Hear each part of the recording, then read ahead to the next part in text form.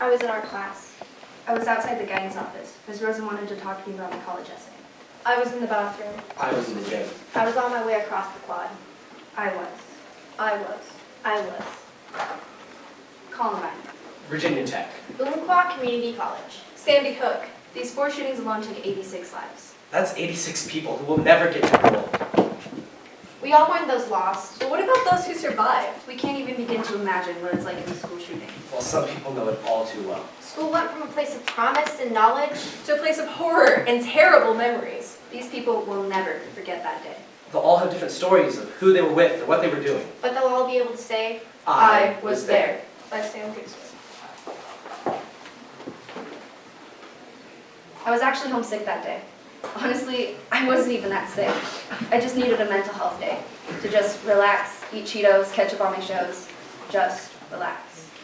So I was crossing the quad and I was freaking out because I knew I'd be late for bio, and then my locker got stuck so I couldn't get my book, so I was going to be even more late. But I was thinking about if I had like an old hall pass or something in my bag that I could forge so I wouldn't get in trouble when... I heard the shots. At first, I thought it was like beams breaking or something, but it also sort of sounded like popping. I guess I've never really thought about what gunshots sound like, but the gym was so noisy that none of us really stopped at first. Coach D had to blow his whistle like 10 times before we realized something was seriously wrong. I was stoked because my vase had just come out of the kiln, and I tried this new glaze on it.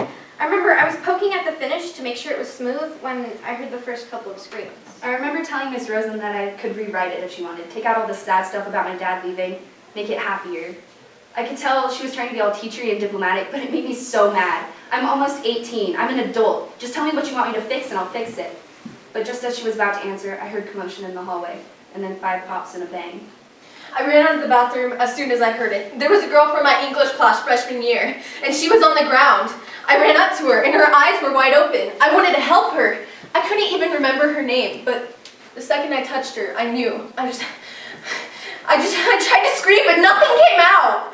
The texts started coming in. Andreas, Eric, James.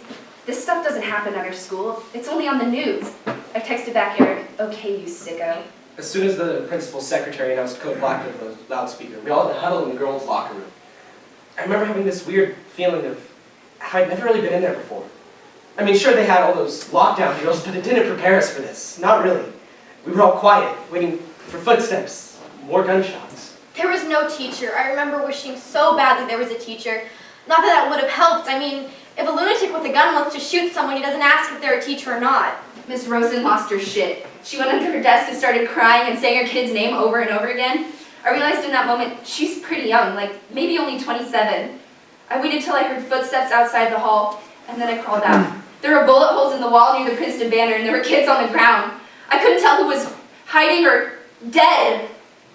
I crawled back into the bathroom, and I hid in the stall. I waited. I didn't even know what to wait for. All I could think about was that girl's face, and I realized I was covered in her blood, and I started to scream. I ducked into the first bathroom inside the nearest door. I hid in the stall for what seemed like ages. This really popular girl, who I've never spoken to, crawled into a stall covered with blood. She got herself into the stall and I just said nothing until she started to scream. I was so furious at her. Like, what an idiot. What a stupid idiot. But then I reached under the wall between us and grabbed her hand. My mom called me from work. She was crying and she told me to turn on the news. When I turned it on, I saw the main building and our principal, Mrs. Sullivan, and students who had already been evacuated. There were footage of stretchers. I got up and I walked so close to the TV, but I couldn't see who they were carrying out. A few minutes later, I heard tons of footsteps. Running. I'd been praying, which is bizarre because I literally never do that. Or at least, I haven't really done that, not since I was little. I was just praying for it not to be real.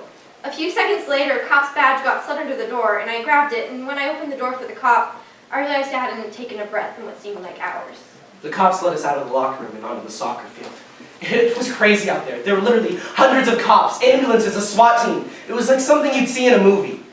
When the cops came into the guidance suite, I had my hand on this foreign exchange student's stomach.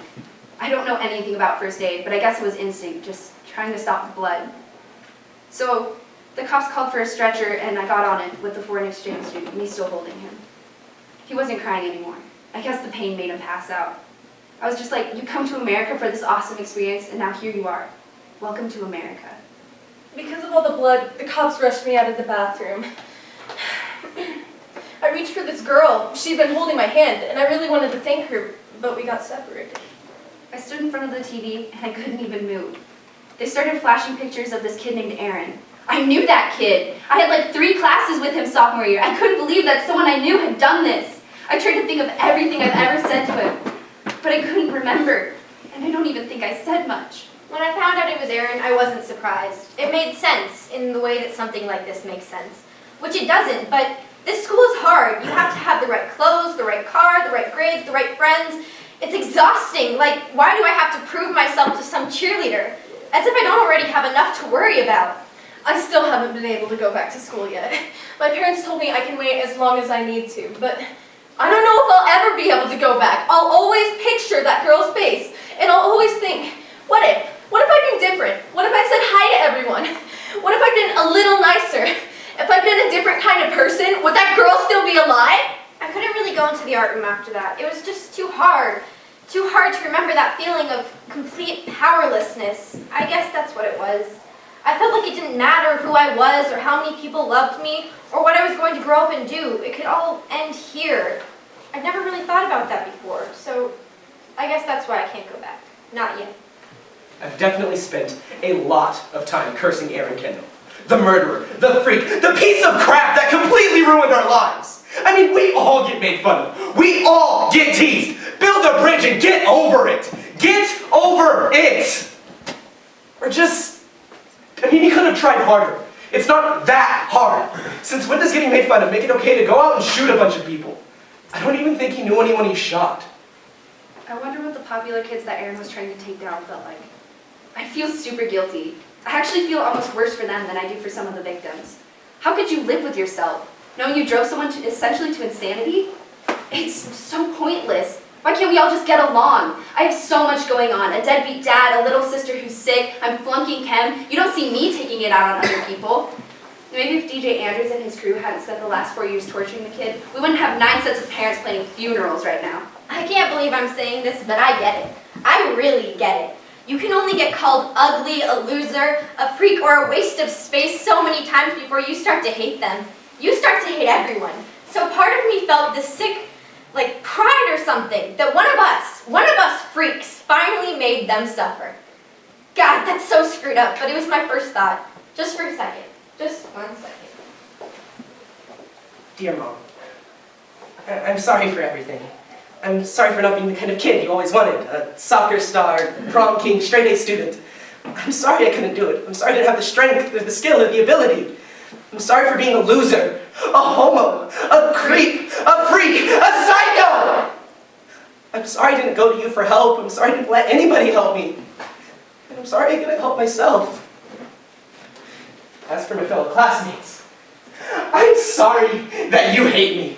I'm sorry that you made it your mission to be sure I would never be one of you.